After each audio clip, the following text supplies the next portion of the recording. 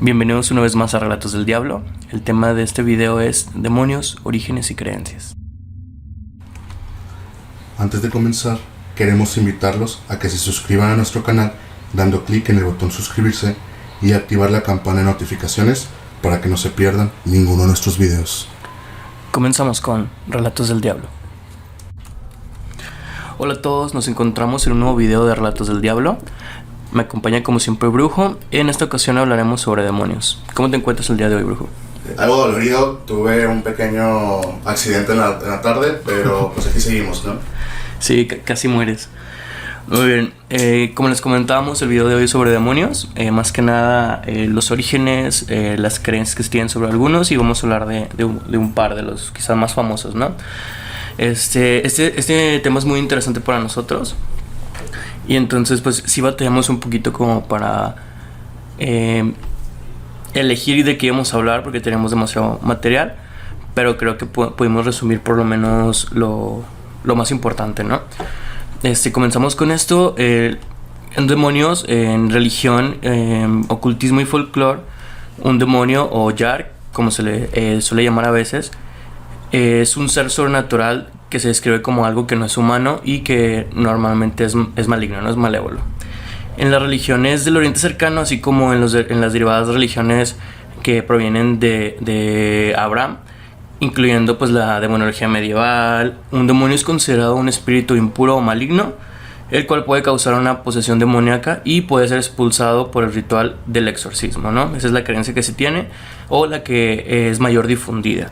En el ocultismo, de Occidente y la magia renacentista, un demonio es una entidad espiritual que puede ser conjurada y controlada. O sea, en esta creencia ya más occidental o un poco más moderna, por así decirlo, ya deja de ser malévolo del todo y se puede conjurar o se puede controlar para un bien común, ¿no? Un bien personal. Y pues ya en la literatura, en las películas, en la música, se toman como una cuestión distinta, ¿no, Brujo? Sí, ya hablando de literatura, películas, la parte de la cultura popular, pues muchos de los demonios que se conocen o que se presentan suelen ser ángeles caídos. Entonces vemos que cada uno o en varias partes tiene sus propias interpretaciones, y yo creo que pues ya va a depender de cada quien cuál es la que quiera agarrar, ¿no? Sí, claro. Igual comentábamos, por ejemplo, el término, ¿no? Porque todos sabemos a lo mejor que Lucifer significa ser de luz o cosas así. Y pues el término, el que conocemos nosotros, viene del griego y no tiene, pues, como mencionábamos, ¿no? O sea, no tiene una connotación de maldad o de malevolencia. Entonces, creo que tú eres el que sabe un poquito más de esto, Brujo, ¿no nos quieres platicar? Sí, de hecho, como dices, el término griego no tenía un significado ni bueno ni malo. Era algo más neutro, y de hecho eudaimonia, que significa literalmente buen espíritu, como felicidad, ¿no? Este término adquirió su actual connotación malévola o maléfica en la Septuaginta o Biblia de los 70 sabios, que es una traducción al griego de la Biblia hebrea ordenada por Ptolomeo II para la Biblioteca de Alejandría, pero basándose en la mitología de las antiguas religiones semíticas. O sea, quiere decir que lo que nosotros conocemos ahorita ya como demonio es como una mezcla de varias religiones, ¿no? De varias filosofías. O sea, tomaron un poquito de las religiones antiguas, también le metieron los griegos lo suyo, tomaron cosas también de la Biblia, de hecho que se hizo en una traducción. Entonces a lo mejor por eso el significado varía, ¿no? Dependiendo de quién lo escucha o quién lo escribe. Sí, y como estamos mencionando, el significado actual o el más común es de un ser malévolo, pero como vemos, los griegos ni siquiera le daban un tipo de energía buena o mala. Para ellos simplemente era un ser, o podrías decir criatura, ¿no? Que pues en la mitología griega tenemos muchos, ya sea las dríadas, los sátiros, etcétera, ¿no? Claro, y es muy interesante cómo el término fue cambiando, porque por ejemplo ahorita en la actualidad aún son temidos, ¿no? O sea, la superstición popular es que existe, que si te portas mal te vas al infierno, o que puedes a lo mejor invocarlo, conjurarlo, no sé tal vez el término correcto, para que te ayude, ¿no? Pero pues obviamente con un sacrificio de tu parte. Entonces, o incluso, ¿no? Como lo conocemos todos, a lo mejor es por las películas o algo así, donde salía una una posesión, ¿no? O sea, todas las películas de terror se basan en eso, básicamente. Sí, de hecho, toda esta imagen que tenemos viene de la concepción medieval o no medieval de lo que es un demonio acá en Occidente, ¿no? La existencia de los demonios como tal es un concepto que fue importante y que es importante en muchas religiones modernas y tradiciones ocultistas. En algunas culturas ya actuales, como tú mencionas, los demonios ya son seres temidos, no se les ve como algo que pudo ser bueno, simplemente son malos, y esto es por la superstición popular. Claro, perdón por interrumpir, Brujo, pero me llama mucho la atención lo que tú mencionas, porque, o sea, a pesar de que se ve como algo maligno, está muy referenciado en el arte popular, ¿no? O sea, hay infinidad de pinturas, hay muchas películas, hay muchas canciones, bandas enteras que tienen un nombre relacionado al demonio o a Satanás o de las distintas formas como se le conoce, ¿no? Me gustaría que nos mencionaras algunas. Sí, bueno, hablando ya de ese tipo de situaciones, tenemos la famosa película de El Exorcista. Sí, claro. Que aquí nos habla de un demonio, hubo una posesión, y todas las ramas que han venido de este tipo de películas. Tendríamos también este tipo de películas, sin tocar mucho el tema, por ejemplo la de Jerusalén, que nos platica también de cómo vuelven a salir los demonios en el mundo y pues empieza su destrucción. Hay otras infinidades de películas, hay series, hay libros, pero yo creo que ya sería un tema que podríamos tocar más adelante, ¿no? Claro, ¿no? Y eso muestra mucho como la dualidad de la cultura, ¿no? O sea, la contracultura que se le llama, porque, o sea, a pesar de tener un significado o una referencia más religiosa, más de tradición, de folclore, aún así se toma para otros, pues para otras áreas, ¿no? Igual, no sé, me gustaría tal vez que nos puedas platicar de alguno. Yo sé que hay muchísimos y hay estudios completos sobre estos temas de demonología, pero dime, o sea, platícame, no sé, a lo mejor el nombre de alguno que tú conozcas, o de su historia o algo así. Bueno, uno de los demonios que a mí más me llama la atención, porque va en contra de muchas creencias actuales de la religión, o de varias religiones, es Lilith. Que para mí ella, o este demonio, es una figura muy particular, porque se dice que a pesar de que su origen es del folclore judío o de origen mesopotámico, se le considera la primera esposa de Adán. Sí. Ya ves que pues los libros actuales, las creencias actuales mencionan que en su origen todo fue Adán y Eva. Sin embargo, la leyenda de Lilith nos menciona que ella fue la primera esposa antes de que existiera Eva, que abandonó a Adán para ella irse del Edén. O sea, ella decidió irse de la tierra prometida para pues, instalarse a lo que hoy conocemos como el Mar Rojo, ya con sus hijos, donde se unió con Asmodeo o Samael, que fue su amante. Este es un demonio, ¿no? Ajá, es un demonio que a lo mejor luego también podemos hablar de él. Y pues ya más tarde se convirtió Lilith en un demonio que se une a los hombres como súcubo. Ella engendró hijos, etcétera, ¿no? Sí, claro. De hecho, esa historia sí la he escuchado y es muy interesante, porque dice que, o sea, uno de los castigos por haber dejado el paraíso, el Edén, fue que, y también porque ella tenía como que ciertas, según la historia, como inclinaciones más, ¿cómo decirlo?, perversas quizás, de índole sexual y cosas así. Por eso uno de sus castigos fue que cada día pariera 1000 hijos o 1000 niños. También está, creo que muy relacionada con los abortos en las creencias antiguas, que decían de que si tenías un aborto espontáneo era porque Lilith había venido por tu hijo, ¿no? Por tu bebé.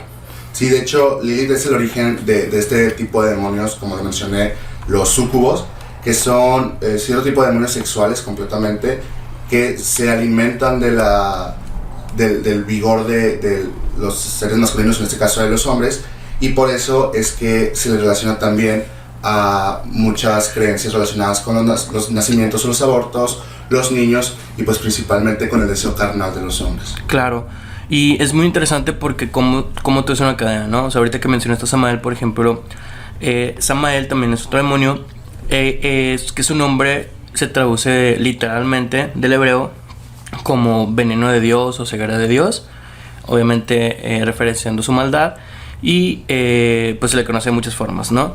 Dicen que es el ángel de la fuerza y de la voluntad, pero pues fue uno de esos ángeles caídos, y que es el jefe del quinto cielo y todo eso, ¿no? O sea, es un ser poderoso.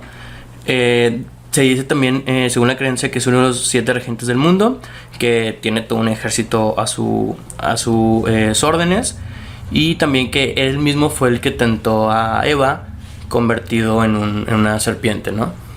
Sí, de hecho, ahorita que lo mencionas, él era considerado el arcángel de la fuerza y de la voluntad. Tenía una posición de poder en este ámbito de los ángeles. Era un ser muy fuerte, y por eso pues tenía sus miles o millones de ángeles a su disposición, ¿no?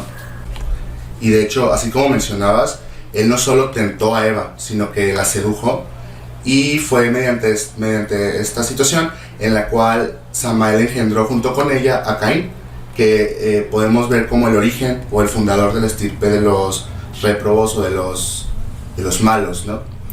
Claro, y es algo muy interesante porque como todo está ligado, ¿no? Y no solo es en la creencia como cristiana de la Biblia que a lo mejor todos conocemos o todos tenemos, sino que viene de tradiciones más antiguas, ¿no? O sea, de los judíos, incluso antes de los judíos, se sabe que en las civilizaciones más antiguas veneraban estos mismos demonios, pero pues ellos lo veían más como una deidad, ¿no? O sea, como algo que les podía ayudar, un ser que les podía ayudar, en lugar que pues de perjudicar, ¿no? Como lo conocemos nosotros. Sí, de hecho, pues esto me lleva a otro demonio del que queríamos hablar, que es Asmodeo. También lo conocen como Asmodeus o Asmodai. Él es un demonio que se conoce comúnmente al aparecer en el libro de Tobit o de Tobías, y no forma parte del Antiguo Testamento ni del judío, pero sí del canon católico. Él es mencionado en el Talmud y en los tratados de demonología, ¿no? Su origen como tal se halla en la religión mazdeísta o el zoroastrismo de los persas. O sea, muchísimo más viejo todavía. Mucho más antiguo, claro.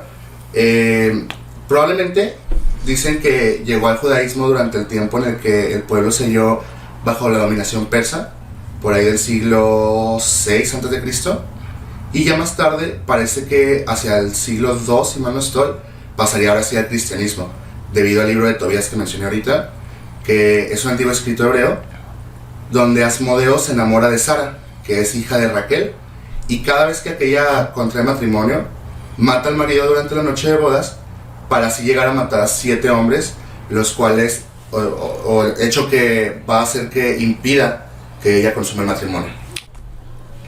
De hecho, en ocasiones se atribuye a Asmodei o Asmodeo la paternidad del mago Merlín en la Edad Media, ¿no? Un mago muy famoso en muchas historias, cuando él se quería asociar ya a los 7 pecados capitales como uno de los demonios responsables. A él en específico se le indicó como el demonio de la lujuria. Por eso dicen que muchos de estos situaciones malas o crímenes, a lo mejor amorosos o relacionados con la lujuria, pues están siendo provocados por él. Ok, o sea, básicamente lo que dices es que todos los pecados que tengan que ver con la lujuria o con esa índole son como un acto de él, por así decirlo. Sí, o sea, al él ser el responsable de todo el pecado, se dice, es una creencia, que todo lo que tenga que ver con la lujuria, llevándolo hacia el lado de los pecados, es porque él ocasionó. Muy bien. De hecho, es muy curioso cómo mientras estábamos investigando sobre este tema, vemos que es muy difícil encontrar una información como lineal sobre este tipo de sagas, porque como mencionábamos anteriormente, vienen de muchas religiones, de muchas creencias. Por ejemplo, Belcebú, que pues todos lo conocemos, se dice, o sea, no, a lo mejor a ti te dicen Belcebú y tú piensas en que es Satanás, ¿no? O sea, Lucifer, el que son el mismo, pero en realidad no es así, porque Belcebú se deriva de Balcebú, se deriva de Bal, que es otro ser en el que se creía todavía muchísimos años antes, y que forma parte de la tradición hebrea, ¿no? Belcebú o Bal. Sí, que también que Belzebub deriva etimológicamente de Balzabub, que significa el señor de las moscas. Okay. Entonces, Esto se deriva porque se decía que en los templos donde le rendían culto, dejaban pedazos de comida, ¿no? O sea, ofrendas. Entonces las dejaban ahí y se echaban a perder. Entonces pues empezaban a llegar moscas. Entonces su templo siempre estaba lleno de moscas. Por eso era como que lo referenciaban así, ¿no? Porque veían su imagen literalmente pues llena de moscas. Entre otras cosas también se le denomina como el Señor de las Tinieblas, el Innombrable o el mismísimo demonio, ¿no? Por otro lado también pues es usado, o era usado más bien por los hebreos, como una forma de burla hacia los adoradores de Baal. Porque te digo, o sea, primero era Baal, que es la deidad o el demonio original, y le pusieron de que Baal Zabuk, porque así es el juego de palabras, ¿no? Del Señor de las Moscas. Entonces, también pues algunas de sus formas más conocidas es que toma a veces una apariencia como gigante, ¿no? O sea, muy lo que nosotros conseguimos como demonio, de que alguien grande, alguien con cuernos, alguien amenazante, con garras, con alas, todo eso viene de este ser. O sea, él fue el primero y todos empezaron a ver así, ¿no? Dado a que anteriormente pues los demonios o las creencias de los demonios, como tú dijiste al principio, vienen más como relacionadas a faunos o a otros seres mitológicos de otras religiones o filosofías. Sí, claro, de hecho, si mal no estoy, hoy en día es muy común ver pues, demonios en la cultura popular que por lo general tienen cabeza como de cabra o de carnero, y de Belzebú es de donde viene esta imagen, ¿no? Que es lo que tú mencionaste, las alas gigantes, un cuerpo muy grande y esta cabeza en específico con cuernos, que es lo que conocemos, como tú dices, como Lucifer o Satanás. Ok, y ya entrando en la recta final de este tema, al menos por este video, yo sé que tú sabes cierta información o has conocido cierta información sobre lo que conocemos nosotros, perdón, como posesión demoníaca o como invocar, ¿no? O sea, hacer un pacto con cierto tipo de demonio. O sea, no es un tutorial ni nada, pero pues dinos qué es lo que sabes o con qué fin se hace o todo esto, ¿no? Claro, en primer lugar debo de aclarar que un pacto con un demonio nunca va a ser recomendable. Sí, yo creo que vas a encontrar mucha información en todas partes que te dice que te va a resolver la vida, que te va a traer riquezas, poder, etc. Pero pues a pesar de que te va a traer algo muy bueno a lo que creemos nosotros como seres humanos, también te va a traer unas repercusiones muy malas.